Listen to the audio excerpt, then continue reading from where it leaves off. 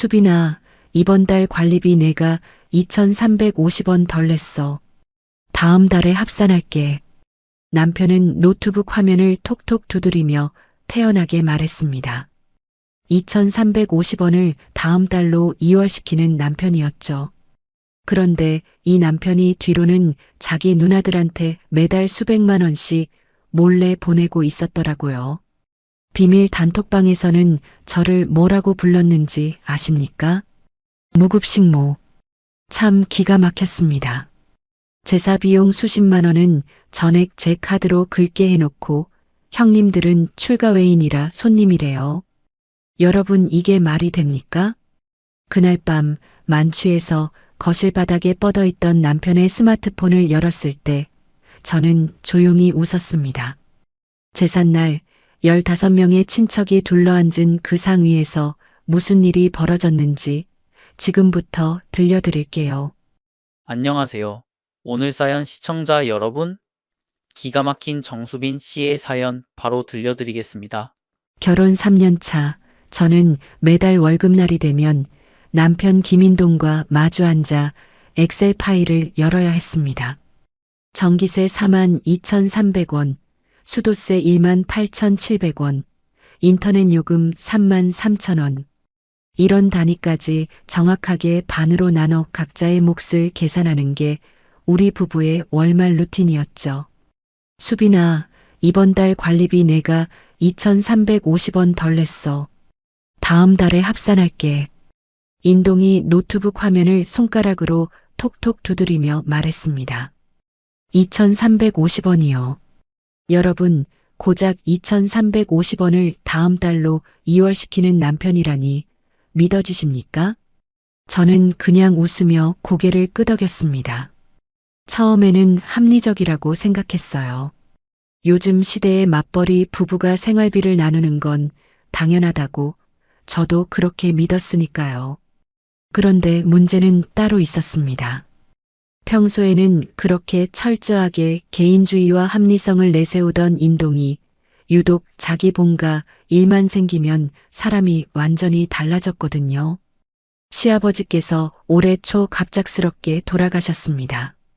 첫 기제사가 2달 앞으로 다가왔을 때 인동이 저녁을 먹다 말고 숟가락을 내려놓으며 입을 열었습니다. 수빈아, 아버지 제사 내가 좀 맡아줘야 할 것 같아. 너 맏며느리잖아. 저는 국을 뜨던 손을 멈추고 인동을 바라봤습니다. 제사를 내가 맡으라고? 당연하지. 우리 집안에서 제사는 맏며느리가 하는 거야.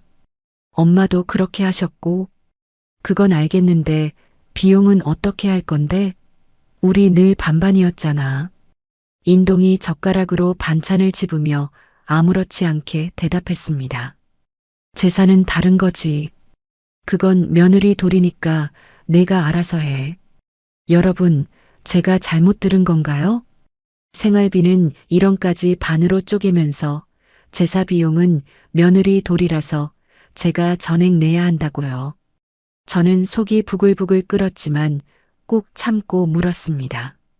형님들은? 큰형님, 작은형님한테도 얘기해봐야 하는 거 아니야?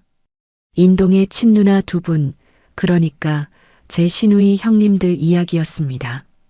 누나들은 시집간 사람들이야. 출가 외인이라고. 제사에 오는 것만으로도 고마운 거지. 돈이나 일을 시킬 수는 없어. 인동이 단호하게 고개를 저으며 말했습니다. 출가 외인이라서 손님이라고요. 그럼 저는 뭡니까? 저도 부모님 딸이고 다른 집안에서 시집 온 사람인데 저만 일꾼이고 형님들은 손님이라는 겁니까? 진짜 어처구니가 없더라고요. 며칠 뒤 시어머니에게서 전화가 왔습니다.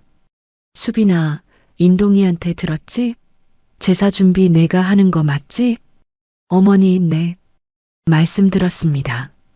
역시 우리 맏며느리 믿음직하다. 제수용품은 내가 알아서 사오고 전이랑 산적은 기본이고 아버지가 좋아하시던 갈비찜도 꼭 해.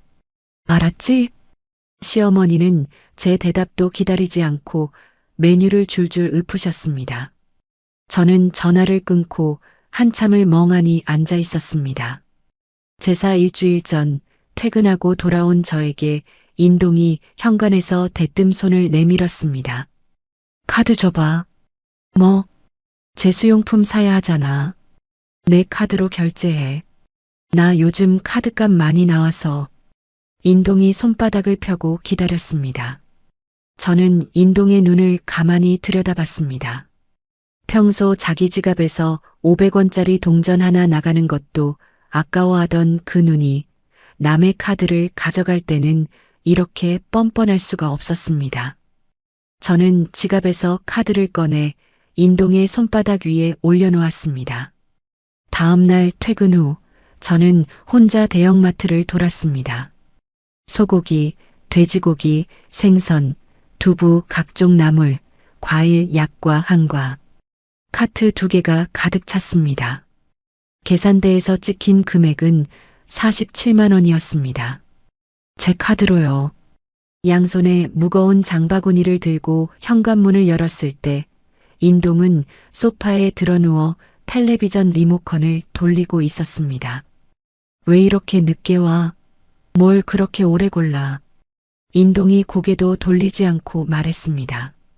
저는 대꾸하지 않고 장바구니를 부엌 바닥에 내려놓았습니다. 손바닥에 빨갛게 줄이 패여 있었습니다. 그날 밤 저는 홀로 부엌에 서서 팔을 다듬었습니다. 칼로 팥뿌리를 싹둑싹둑 잘라내면서 머릿속에는 계속 같은 생각이 맴돌았습니다. 생활비는 반반, 제사비는 전액 내목. 형님들은 손님, 나는 일꾼. 사람이 어떻게 이럴 수 있나요? 파 껍질을 벗기다가 문득 한 가지가 떠올랐습니다.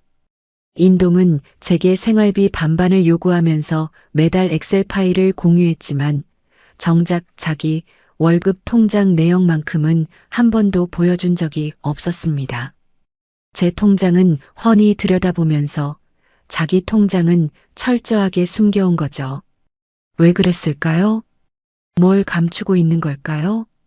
저는 팔을 다듬는 손을 멈추고 거실 쪽을 바라봤습니다.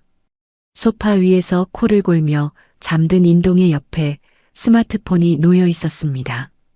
저는 다시 시선을 파 위로 떨어뜨리고 천천히 칼질을 이어갔습니다. 제사가 며칠 남지 않은 금요일 밤, 인동이 회사 회식에서 만취한 채 집에 들어왔습니다. 현관에서 구두도 벗지 못하고 비틀거리더니 거실 바닥에 그대로 털썩 쓰러져 코를 골기 시작했습니다. 인동의 주머니에서 반쯤 빠져나온 스마트폰의 화면이 희미하게 빛나고 있었습니다.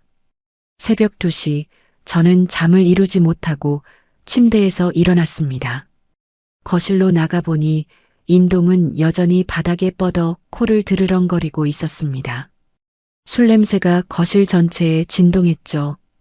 저는 숨을 죽이고 인동 옆에 무릎을 꿇었습니다. 심장이 미친 듯이 뛰었습니다. 인동의 오른손을 조심스럽게 들어 올려 엄지손가락을 스마트폰 지문 인식기에 가져다 댔습니다. 딸깍. 잠금이 풀렸습니다. 저는 떨리는 손으로 은행 앱을 눌렀습니다. 로그인 화면이 뜨자 다시 한번 인동의 엄지를 인식기에 올렸습니다. 인동이 잠결에 손을 움찔했을 때 저는 숨이 턱 막히는 줄 알았습니다. 하지만 인동은 입술을 쩝쩝거리더니 다시 깊은 잠에 빠져들었습니다. 계좌 거래 내역이 화면에 떴습니다. 저는 위에서부터 천천히 스크롤을 내렸습니다. 처음에는 평범한 내역이었습니다. 편의점, 주유소, 회사 근처 식당. 그런데 스크롤을 내릴수록 눈에 걸리는 이체 기록들이 보이기 시작했습니다. 김미정, 150만 원. 김미정, 80만 원. 김수정, 200만 원. 김수정, 120만 원. 김미정, 김수정.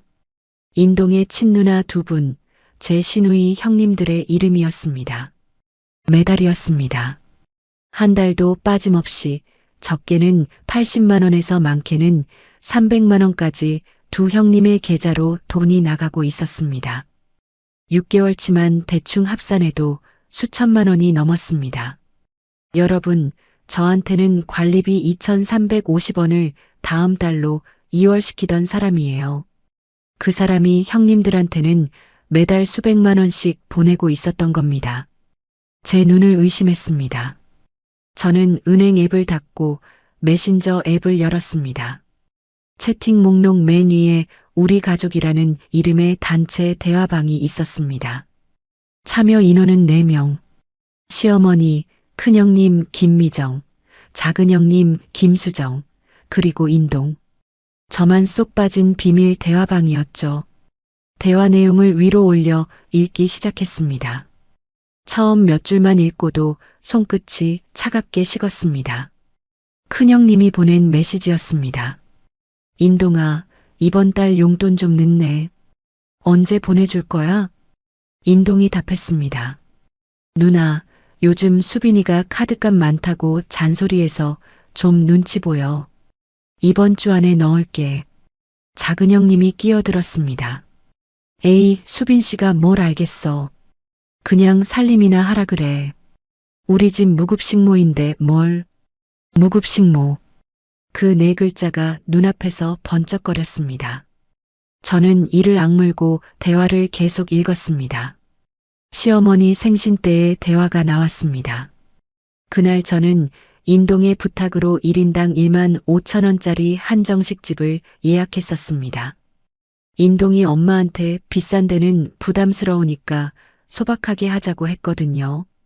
그런데 단톡방에는 인동이 올린 사진이 있었습니다. 명품 가방 영수증이었습니다. 금액은 280만 원. 엄마, 생신 선물 마음에 드셨죠? 아이고, 우리 아들, 역시 효자야. 수빈이 앞에서는 이거 들지 말아야겠지? 키읔키읔키읔 당연하죠. 수빈이는 몰라요. 저는 입술을 깨물었습니다. 저한테는 1만 5천 원짜리 한정식도 아깝다고 해놓고 뒤로는 280만 원짜리 가방을 사드리고 있었던 거예요. 여러분, 사람이 어떻게 그럴 수 있나요? 더 충격적인 대화는 그 아래에 있었습니다. 큰형님이 보낸 메시지였습니다. 인동아, 올케가 우리한테 돈 보내는 거 혹시 알면 큰일 나. 절대 비밀이야. 무덤까지 가져가자. 작은형님이 바로 답했습니다. 맞아. 입 꽉 다물어. 올케가 눈치채면 우리 다 끝장이야. 인동이 답했습니다. 걱정 마. 수빈이는 내 통장 볼 일 없어. 비밀번호 다 바꿔놨으니까. 저는 스마트폰을 쥔 손이 부들부들 떨리는 걸 느꼈습니다. 1원까지 반반을 외치며 제 월급을 쥐어짜 놓고 그렇게 아낀 돈으로 형님들 배를 불리고 시어머니한테 명품을 바치고 있었다는 거죠. 제가 마트에서 장바구니 들고 손바닥에 줄입할 때 그 돈은 형님들 통장으로 흘러 들어가고 있었던 겁니다. 저는 눈물이 차오르는 걸 꾹 눌러 삼켰습니다. 지금은 울 때가 아니었습니다. 저는 단톡방 대화 내용을 처음부터 끝까지 캡처하기 시작했습니다. 1장, 2장, 3장.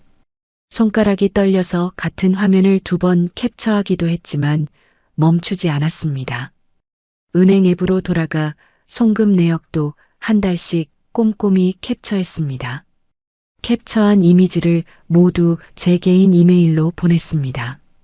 전송 완료 알림이 뜨자 저는 메일 앱에 보낸 편지함을 열어 방금 보낸 메일을 삭제했습니다. 메신저 앱에서도 혹시 남아있을 전송 흔적을 하나하나 확인하며 말끔히 지웠습니다. 모든 정리를 마친 저는 인동의 스마트폰을 원래 놓여있던 바닥 위에 아무렇게나 던져두었습니다. 인동은 여전히 입을 벌리고 코를 골았습니다. 저는 거실 불을 끄고 어둠 속에 한참을 서 있었습니다. 이 결혼은 처음부터 사기였습니다. 반반이라는 이름으로 포장된 저를 향한 조직적인 착취였던 거죠. 진짜 어처구니가 없더라고요. 저는 부엌 식탁에 앉아 메모장을 꺼냈습니다. 다가오는 제삿날이 며칠 남지 않았습니다. 저는 펜을 들고 천천히 계획을 적어 내려가기 시작했습니다. 다음 날 아침 저는 인동보다 먼저 일어나 평소처럼 밥상을 차렸습니다. 숙취에 절어 비틀거리며 식탁에 앉은 인동이 해장국을 후루룩 마시며 말했습니다. 아, 머리 깨질 것 같아. 어젯밤에 내가 언제 들어왔어? 12시쯤. 현관에서 바로 쓰러졌어. 저는 아무렇지 않은 얼굴로 대답하며 인동의 밥그릇에 김치를 올려주었습니다. 여러분, 새벽에 그 끔찍한 것들을 다 보고도 태연하게 밥을 차려주는 제 심정이 어땠겠습니까? 하지만 지금은 들킬 때가 아니었습니다. 인동이 출근한 뒤 저는 회사에 전화를 걸었습니다. 팀장님, 죄송한데 오전에 급한 집안일이 있어서 반차 쓰겠습니다. 서둘러 외출 준비를 마친 저는 직장 선배 언니가 보내준 명함 한 장을 꺼내 들었습니다. 최유진 변호사. 한 달 전 회사 점심시간에 이혼 이야기가 나왔을 때 선배 언니가 혹시 모르니까 가지고 있으라며 건네준 명함이었습니다. 그때는 웃으며 받아 지갑 속에 넣어두었는데 이렇게 쓸 줄은 몰랐죠. 사무실 문을 열고 들어서자 최유진 변호사가 자리에서 일어나 저를 맞았습니다. 단정한 정장의 날카로운 눈매의 말수는 적지만 한마디 한마디에 힘이 실린 분이었습니다. 정수빈 씨, 앉으세요. 전화로 간단히 들었는데 자료를 가져오셨다고요? 저는 가방에서 밤새 출력해온 서류들을 책상 위에 올려놓았습니다. 남편의 은행 송금 내역, 시누이들에게 보낸 수천만 원의 이체 기록, 그리고 나를 무급식모라 조롱하던 비밀 단톡방 캡처본까지. 최유진 변호사가 서류를 한 장씩 넘기며 읽었습니다. 중간중간 볼펜으로 밑줄을 긋더니 고개를 들어 저를 똑바로 바라봤습니다. 정수빈 씨, 이건 명백합니다. 아내한테는 생활비를 1원 단위로 나누면서 뒤로는 자기 가족한테 수천만 원을 빼돌렸어요. 경제적 기만이고 단톡방 내용은 심각한 모욕입니다. 이혼 사유로 충분합니다.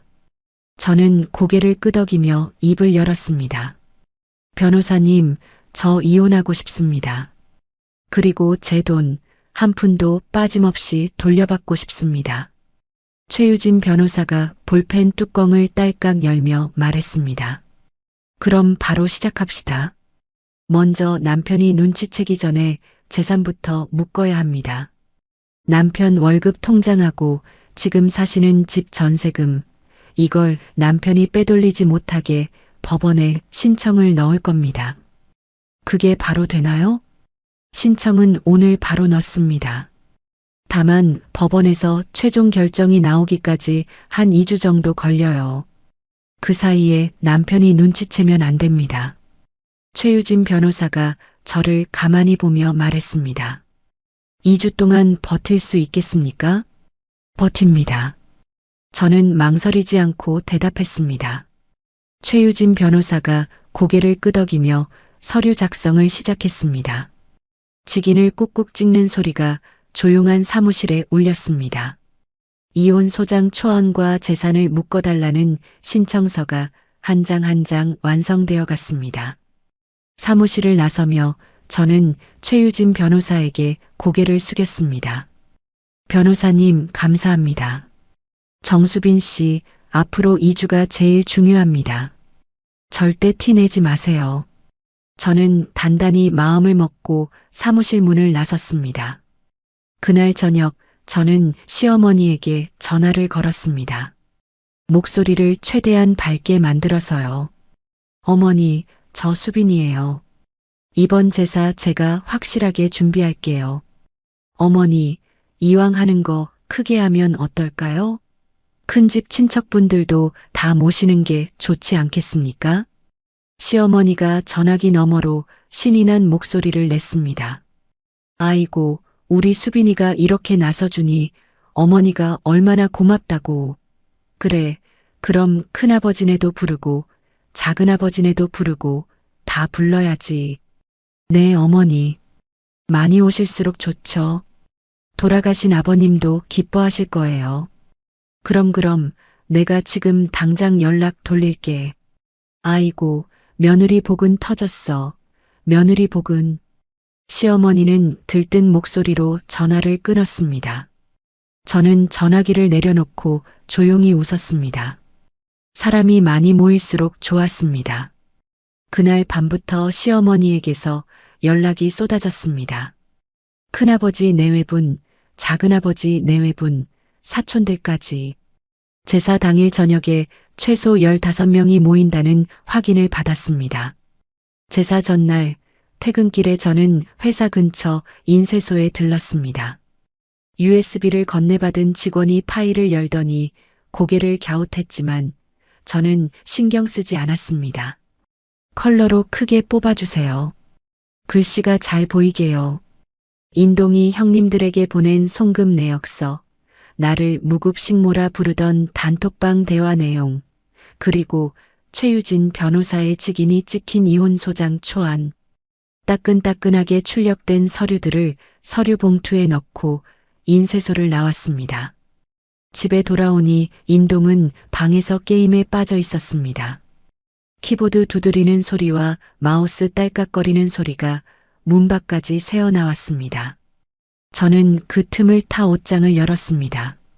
당장 입을 옷 몇 벌, 세면도구, 통장, 도장, 중요한 서류들, 작은 캐리어에 하나씩 차곡차곡 넣었습니다. 캐리어 지퍼를 닫을 때 손이 잠깐 멈췄습니다. 3년이었습니다. 이 집에서 보낸 3년의 시간이 캐리어 하나에 다 들어가 버렸습니다. 생각보다 가벼웠습니다. 저는 캐리어를 들고 조용히 현관을 나가 지하 주차장으로 내려갔습니다. 트렁크를 열고 캐리어를 밀어 넣은 뒤 뚜껑을 닫았습니다.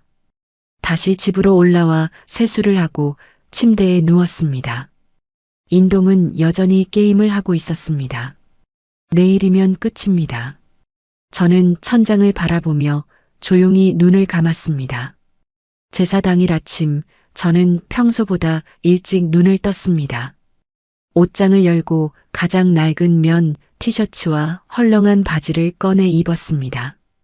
거실로 나오니 인동이 부엌에서 물을 마시고 있었습니다. 너 오늘 그거 입고 출근해? 인동이 제 차림을 위아래로 훑으며 말했습니다. 제사 음식 하느라 기름 튀고 냄새 배잖아. 어차피 퇴근하고 바로 시댁 가서 요리할 건데 좋은 옷 입어서 뭐해? 아, 그러네. 인동이 고개를 끄덕이며 컵을 싱크대에 내려놓았습니다. 저는 가방을 메며 현관으로 향했습니다. 인동아, 오늘 저녁 7시까지 친척분들 다 모시고 본가로 와. 어머니한테도 다시 한번 연락하고. 알겠어. 음식은 다 될 거지? 걱정 마. 저는 짧게 대답하고 현관문을 닫았습니다. 그 문을 닫는 순간 등 뒤로 인동의 코를 훌쩍이는 소리가 희미하게 들렸습니다. 여러분, 그게 그 집에서 들은 마지막 소리였습니다. 회사에 도착한 저는 오전 업무를 평소처럼 처리했습니다. 점심시간이 지나고 오후 반차를 냈습니다. 팀장님이 제사 준비하느라 바쁘겠다며 일찍 가보라고 했습니다. 저는 감사합니다. 인사를 하고 사무실을 나왔습니다. 주차장에서 차 트렁크를 열었습니다. 어젯밤 넣어둔 캐리어 옆에 인쇄소에서 뽑은 서류 봉투와 인터넷으로 미리 주문해 회사 창고에 보관해 두었던 종이, 간이, 제사상 세트가 나란히 놓여 있었습니다. 저는 그것들을 뒷좌석에 옮겨 싣고 시동을 걸었습니다. 시댁으로 가는 길, 내비게이션은 40분을 안내했습니다. 핸들을 잡은 손에 힘이 들어갔다가 풀리기를 반복했습니다. 라디오에서 흘러나오는 노래가 귀에 들어오지 않았습니다. 신호등에 멈출 때마다 백미러 속 제 얼굴을 봤습니다. 떨리지 않았습니다. 시댁 앞 주차장에 차를 세우고 주위를 둘러봤습니다. 시어머니 차도 없고 형님들 차도 없었습니다. 아무도 오지 않은 텅 빈 시댁이었습니다. 저는 뒷좌석에서 짐을 꺼내 들고 현관으로 걸어갔습니다. 도어락 비밀번호를 누르자 딸깍 소리와 함께 문이 열렸습니다. 조용한 거실에 오후 햇살이 비스듬하게 들어오고 있었습니다. 저는 신발을 벗고 안으로 들어가 거실 한가운데에 종이간이 제사상을 펼쳤습니다. 서류 봉투를 열었습니다. 한 장 한 장 꺼내 상 위에 올려놓기 시작했습니다. 고기 산적이 놓여야 할 오른쪽 자리에는 인동이 두 형님에게 보낸 은행 송금 내역서를 가지런히 펼쳤습니다. 3개월치, 6개월치, 1년치. 금액에 빨간 형광펜으로 밑줄을 그어둔 내역서들이 상 위를 빼곡하게 채웠습니다. 전이 올라가야 할 왼쪽에는 비밀 단톡방 캡처본을 세워두었습니다. 무급식모라는 글자가 선명하게 보이도록 가장 큰 판형으로 출력한 것이었습니다. 올케가 알면 끝장이니까 무덤까지 비밀로 하자는 대화. 시어머니 앞에서는 소박한 척하면서 뒤로 280만 원짜리 명품 가방을 사들인 영수증 사진까지 나란히 올렸습니다.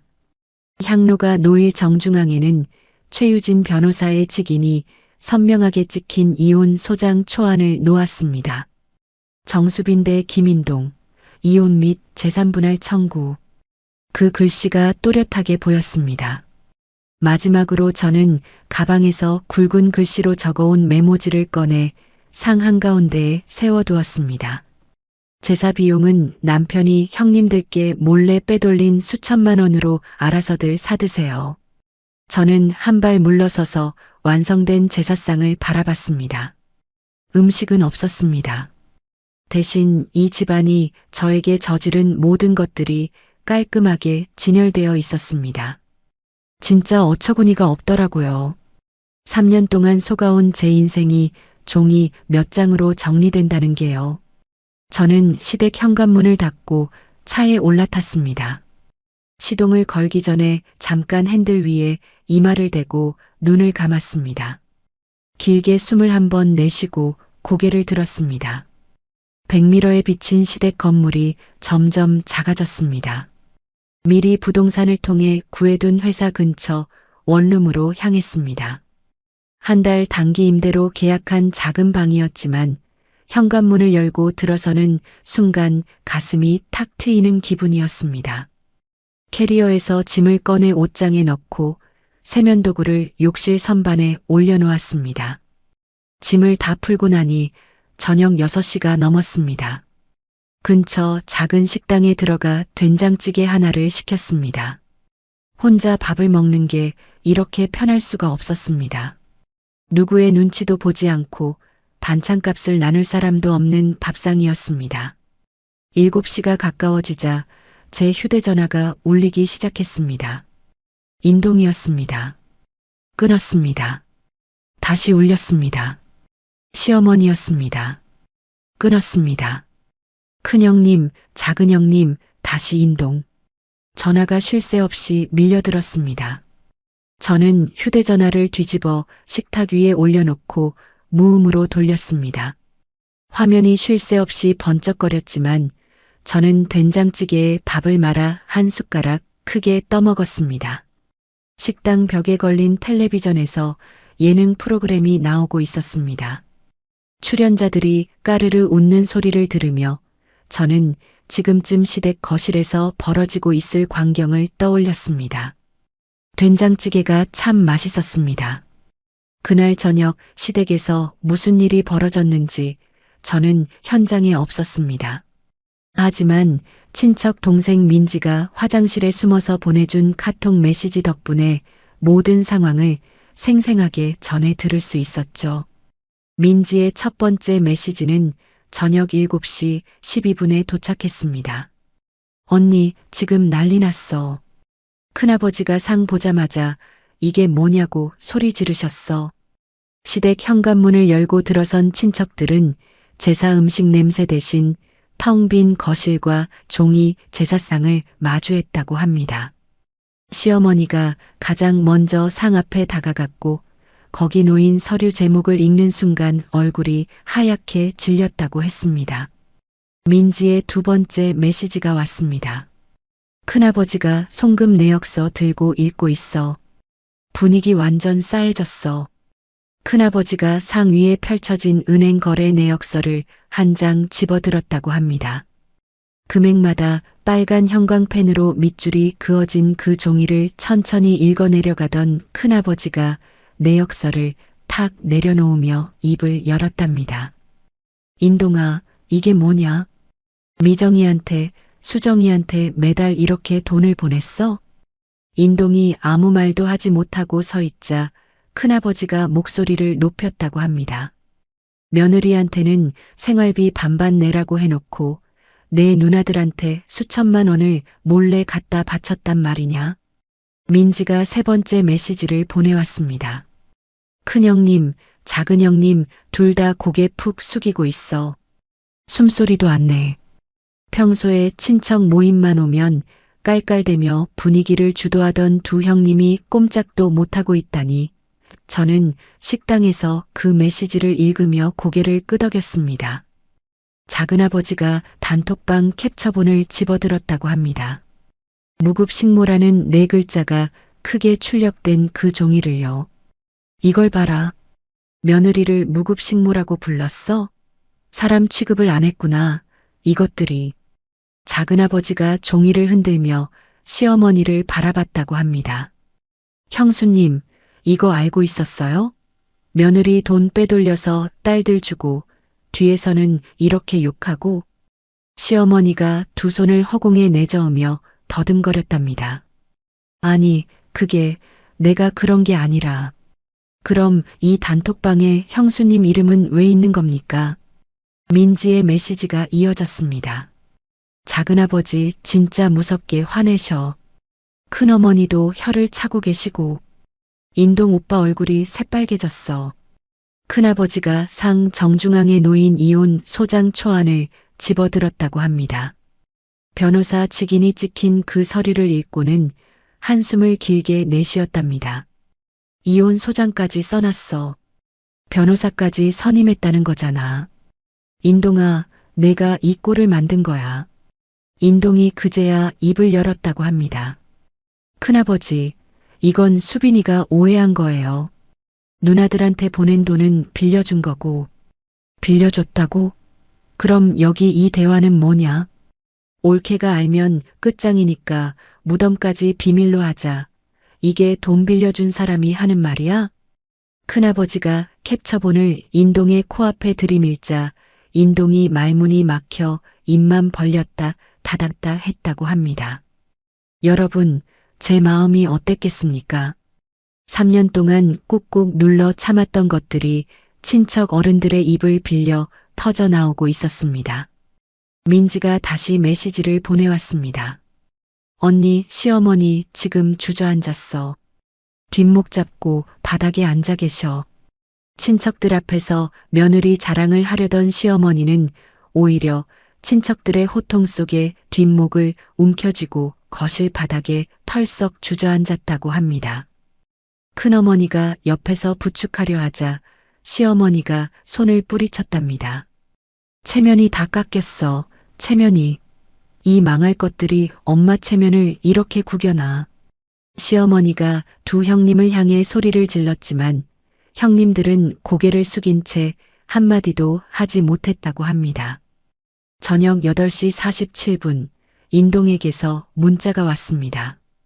욕설로 가득한 긴 문자였습니다.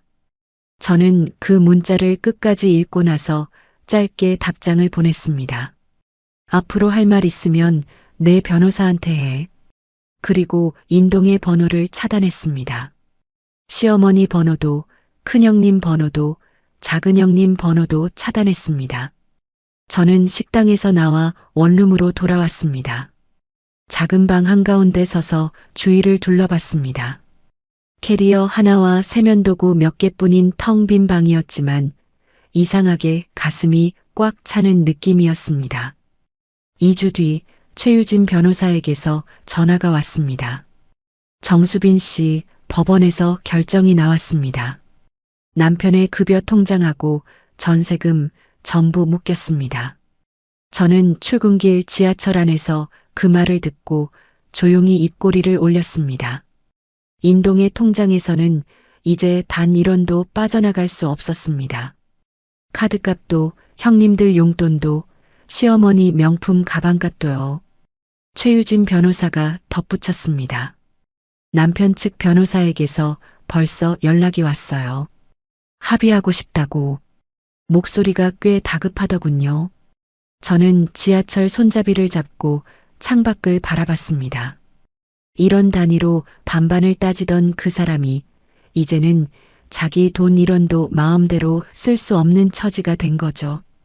진짜 어처구니가 없더라고요. 이혼 소장이 법원에 접수되고 한 달이 지났습니다. 저는 원룸에서 퇴근 후 저녁을 먹고 있었는데 최유진 변호사에게서 전화가 걸려왔습니다. 정수빈 씨, 남편 측에서 움직이기 시작했습니다. 오늘 법원에 서류를 하나 냈는데 들으시면 기가 찰 겁니다. 무슨 서류요? 차용증입니다. 지금 사시던 전세금이 원래 시어머니하고 시누이 두 분한테 빌린 돈이라는 내용이에요. 저는 숟가락을 내려놓았습니다. 그게 무슨 소리예요? 그 전세금은 저하고 인동이 둘이 모아서 넣은 돈인데요. 저도 압니다.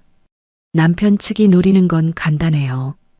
부부가 나눠야 할 재산에서 빚이 있으면 그만큼 빼거든요.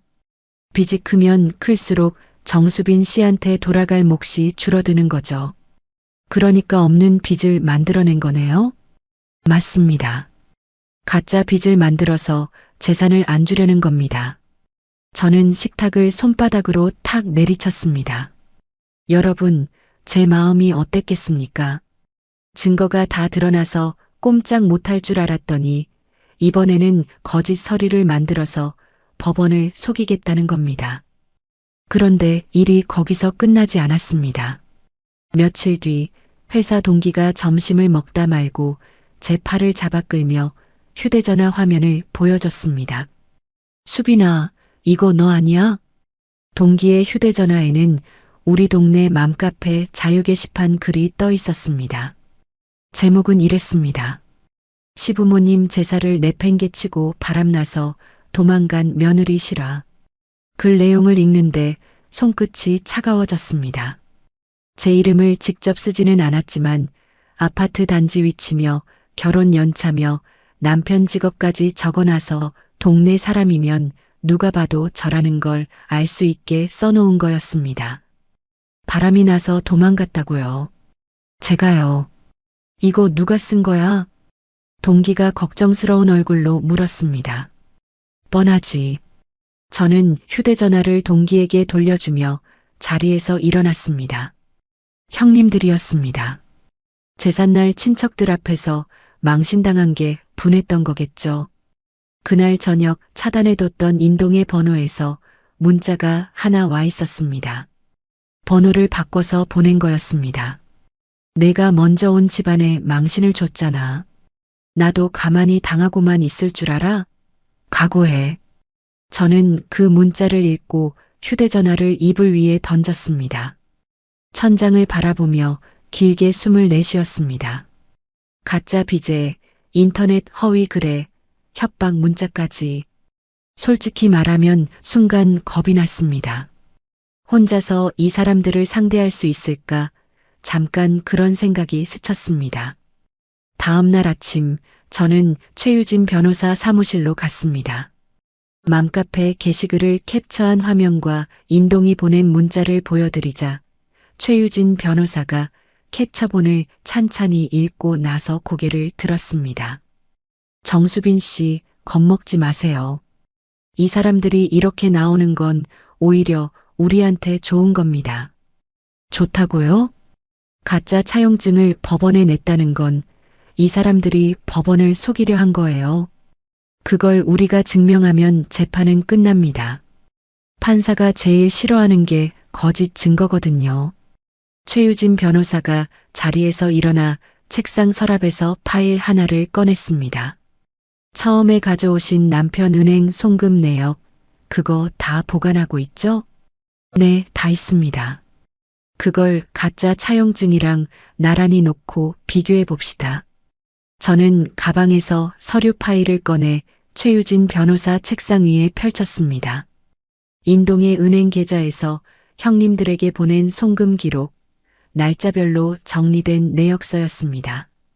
최유진 변호사가 그 옆에 남편 측이 법원에 낸 차용증 사본을 나란히 놓았습니다. 저는 두 서류를 번갈아 보며 날짜를 하나씩 짚어갔습니다. 차용증에 적힌 날짜, 송금 내역의 날짜, 금액, 방향. 한 줄 한 줄 대조하던 저는 어느 지점에서 손가락을 멈추고 최유진 변호사를 바라봤습니다. 변호사님, 이거 보세요. 최유진 변호사가 제 손가락이 가리키는 곳으로 고개를 숙였습니다. 차용증 날짜가 3년 전이죠. 이때 인동이 시누이들한테 돈을 빌렸다는 건데 은행 내역을 보면 이 시기에 인동이 오히려 형님들한테 매달 수백만 원씩 보내고 있어요. 최유진 변호사가 볼펜 뚜껑을 딸깍 열며 입꼬리를 올렸습니다. 돈을 빌렸다는 사람이 빌려줬다는 사람한테 매달 용돈을 보내고 있었다? 이건 완벽한 모순이네요.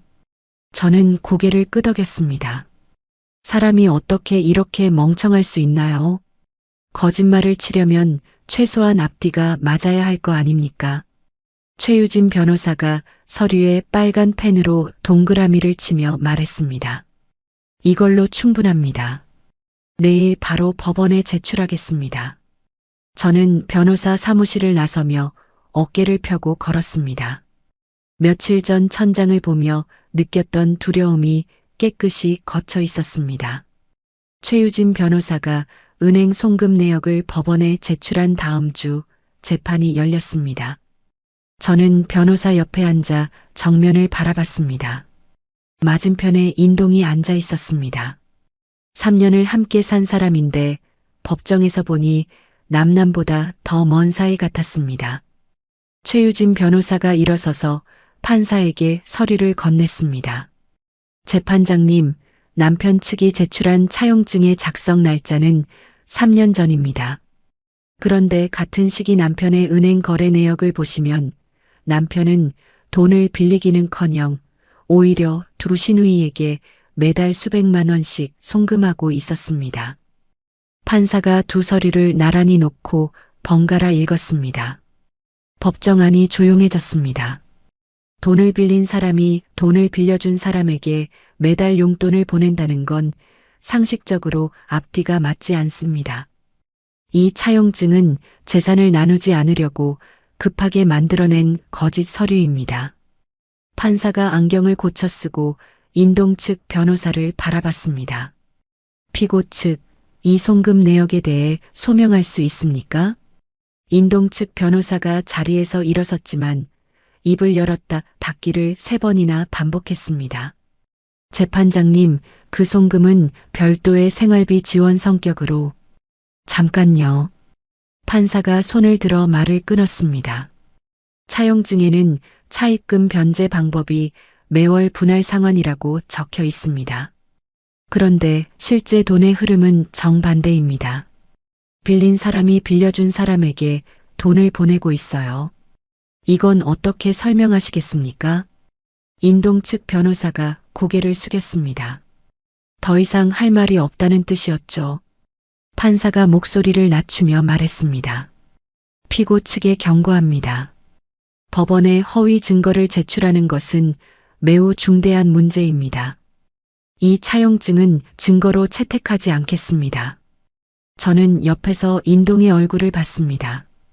귀까지 빨갛게 달아올라 입술을 질끈 깨물고 있었습니다.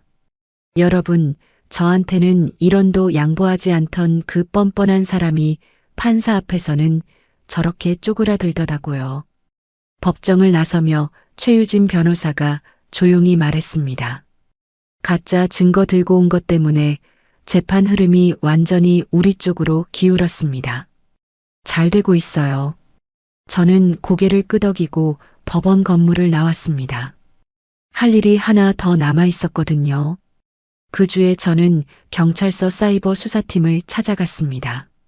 맘카페에 올라온 허위 게시글 캡처본과 인동이 3번으로 보낸 협박 문자를 제출하며 고소장을 냈습니다. 게시글 작성자를 특정해 주십시오. 허위 사실로 저를 비방한 글입니다. 담당 수사관이 캡처본을 훑어보며 고개를 끄덕였습니다. 익명 게시글이라도 가입 정보하고 접속 기록을 확인하면 작성자를 찾을 수 있습니다. 시간이 좀 걸리겠지만 수사 진행하겠습니다. 3주가 지났습니다. 어느 날 퇴근길에 수사관에게서 전화가 왔습니다. 정수빈 씨, 게시글 작성자 신원 확인됐습니다. 2명이 번갈아 가며 작성한 건데 김미정 씨와 김수정 씨입니다. 역시나 2 형님이었습니다. 저는 놀랍지도 않았습니다. 2분 모두 피의자 출석 요구서를 발송했습니다. 그날 밤 작은 형님 김수정에게서 모르는 번호로 문자가 왔습니다. 번호를 바꿔가며 보낸 긴 문자였습니다. 수빈아, 나 작은 형님이야. 제발 고소 좀 취소해줘. 우리가 잘못했어. 경찰서에서 연락이 왔는데 전과가 생길 수도 있다더라. 제발 부탁이야. 잘못했어. 정말 잘못했어. 큰형님 김미정에게서도 비슷한 문자가 왔습니다. 수빈아, 형님이 진심으로 사과할게. 그때 내가 미쳤었나 봐. 고소만 취소해주면 무릎이라도 꿇을게. 제발. 저는 2 문자를 읽고 휴대전화를 내려놓았습니다. 무급식모라고 조롱하던 분들이 전과 기록이 생길까봐 벌벌 떠는 거였습니다. 사람이 어떻게 이렇게 달라질 수 있나요? 저는 답장을 보내지 않았습니다. 그 즈음 인동에게도 불똥이 튀기 시작했습니다. 재판에서 밀리고 통장은 묶이고 카드값은 밀리고 인동은 돈이 급해지자 형님들에게 전화를 돌렸다고 합니다. 민지가 전해준 이야기였습니다. 누나, 나 지금 당장 돈이 필요해. 그동안 내가 누나들한테 보낸 돈 있잖아. 그거 좀 돌려줘. 큰형님이 전화기 너머로 대답했답니다. 뭘 돌려줘? 그건 내가 그냥 준 용돈이잖아. 차용증도 없었고. 누나, 지금 장난해? 내가 얼마를 보냈는데. 야, 김인동. 내가 알아서 준 거지 내가 달라고 한 적 있어? 없는 살림에 그걸 어떻게 돌려줘. 작은 형님도 마찬가지였다고 합니다. 인동아, 나도 그 돈 다 쓴 지 오래야. 솔직히 내가 형편이 되니까 보내준 거 아니었어? 이제 와서 그걸 왜 달라는 거야? 민지가 전해준 다음 이야기는 더 기가 막혔습니다. 법원 복도에서 인동과 2 형님이 마주쳤을 때 벌어진 일이었습니다. 누나들이 내 돈 수천만 원을 처먹고도 한 푼도 안 돌려주겠다고? 내가 왜 이 꼴이 된 건데?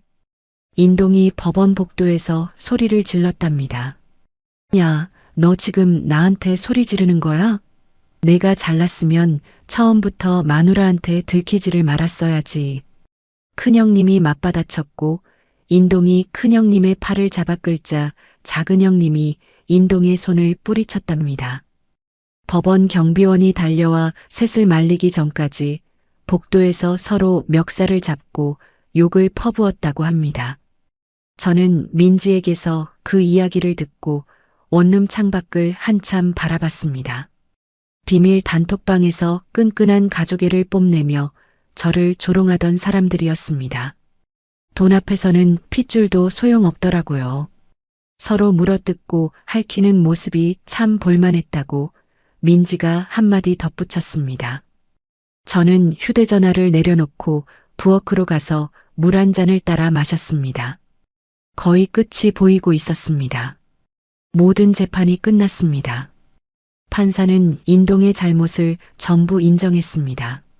아내 몰래 수천만 원을 빼돌린 것, 가짜 차용증으로 법원을 속이려 한 것, 결혼 생활을 망가뜨린 책임이 전적으로 인동에게 있다는 판결이었습니다. 최유진 변호사가 전화로 결과를 알려주었습니다. 정수빈 씨 완승입니다. 위자료 최대치 인정됐고 전세금 대부분도 정수빈 씨 몫으로 나왔습니다. 저는 회사 화장실 거울 앞에서 그 전화를 받았습니다. 수화기를 귀에 댄 채 한참을 아무 말 없이 서 있었습니다. 끝났구나. 거울 속에 제 얼굴이 천천히 일그러지다가 이내 환하게 펴졌습니다. 변호사님, 감사합니다. 정말 감사합니다. 고생하셨습니다. 정수빈 씨가 초반에 증거를 꼼꼼하게 확보해 두셔서 가능한 결과였어요. 전화를 끊고 세면대에 두 손을 짚었습니다. 3년이었습니다. 이런 단위로 쪼개지던 3년, 무급식모로 불리던 3년, 내 돈이 어디로 새는지도 모르고 살았던 3년이 드디어 끝났습니다. 형님들 소식도 들려왔습니다. 두 분 모두 벌금형을 선고받았습니다. 맘카페에 허위 글을 올린 대가로 수백만 원의 벌금과 함께 평생 지워지지 않는 전과 기록을 안게 된 거죠. 저는 끝까지 합의해주지 않았습니다. 무급식모라고 불렀던 그 입으로 제발 용서해달라고 빌었지만 저는 고개를 저었습니다. 인동은 판결대로 돈을 마련해야 했습니다. 여기저기서 대출을 끌어모아 위자료와 재산분할금을 치른 뒤 인동의 손에 남은 건 아무것도 없었다고 합니다. 민지에게서 전해 들은 바로는 인동이 보증금 1,000만 원짜리 외곽 월세방으로 이사했다고 했습니다. 언니, 인동 오빠 회사에서도 소문 다 퍼졌대. 며느리 돈 빼돌리다 걸려서 이혼당하고 법정에서 거짓말까지 했다고. 인사평가에서 꼴찌 맞아서 진급도 밀렸대. 민지가 카톡으로 전해준 이야기였습니다. 이런 단위로 반반을 외치며 제 지갑을 쥐고 흔들던 사람이 이제는 월세방에서 밀린 대출 이자를 걱정하며 살고 있다는 거죠. 여러분, 제가 잘못한 건가요? 아닙니다. 저는 제 몫을 찾은 것뿐이었습니다. 시어머니 이야기도 들었습니다. 인동이 월세방으로 쫓겨났다는 소식에 시어머니가 제 회사까지 찾아왔었거든요. 로비에 들어서자마자 바닥에 무릎을 꿇고 두 손을 모았답니다. 수빈아, 어머니가 잘못했다.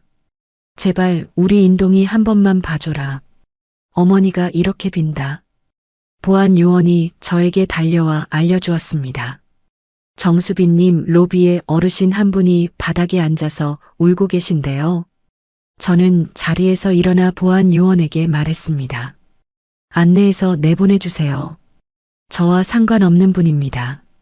그 말을 하는 제 목소리가 떨리지 않았다고 하면 거짓말이겠죠. 하지만 돌아서야 했습니다. 한번 흔들리면 또다시 3년 전으로 돌아갈 테니까요. 인동과 형님들의 사이는 완전히 갈라졌다고 합니다. 인동은 형님들 집에 찾아가 과거에 보내준 돈을 돌려달라며 현관문을 두드렸고 형님들은 경찰을 불러 인동을 쫓아냈답니다. 시어머니는 딸들과 아들 사이에 끼어 매일 울기만 했다고요. 비밀 단톡방에서 옳게 뒷담화를 하며 킬킬대던 그 가족이 이제는 서로의 얼굴만 보면 원망과 욕설을 쏟아내는 사이가 되어버린 겁니다. 저는 그 소식들을 들으며 더 이상 마음이 흔들리지 않았습니다. 그들의 이야기는 이제 제 인생과 아무런 상관이 없었으니까요. 판결금과 위자료를 합친 돈으로 저는 부동산을 찾아갔습니다. 회사에서 지하철로 새 정거장, 남양의 햇볕이 잘 드는 아파트를 골랐습니다. 계약서에 도장을 찍는 순간 제 손이 미세하게 떨렸습니다. 등기부에 찍힌 이름은 정수빈. 누구와도 나누지 않은 오롯이 제 이름 석자뿐이었습니다. 이사를 마친 첫날 저녁, 저는 새로 산 푹신한 소파에 몸을 깊이 묻었습니다. 리모컨을 들어 넷플릭스를 켜고 냉장고에서 맥주 한 캔을 꺼내 따았습니다. 톡 하는 소리가 조용한 거실에 울렸습니다. 맥주를 한 모금 마시며 거실을 둘러봤습니다. 엑셀 파일을 열어 일원 단위로 정산할 사람도 없고 제사 장보기 영수증을 내밀 사람도 없었습니다. 이 넓은 거실이 온전히 저만의 공간이었습니다. 텔레비전 화면에서 드라마 주인공이 환하게 웃고 있었습니다. 저도 따라 웃었습니다. 진심으로요. 여러분, 정수빈 씨의 이야기 어떻게 들으셨나요? 생활비 반반이라는 말 듣기에는 참 합리적이고 공평하죠. 그런데 그 합리성이란 게 자기한테만 유리할 때 꺼내드는 방패였던 겁니다.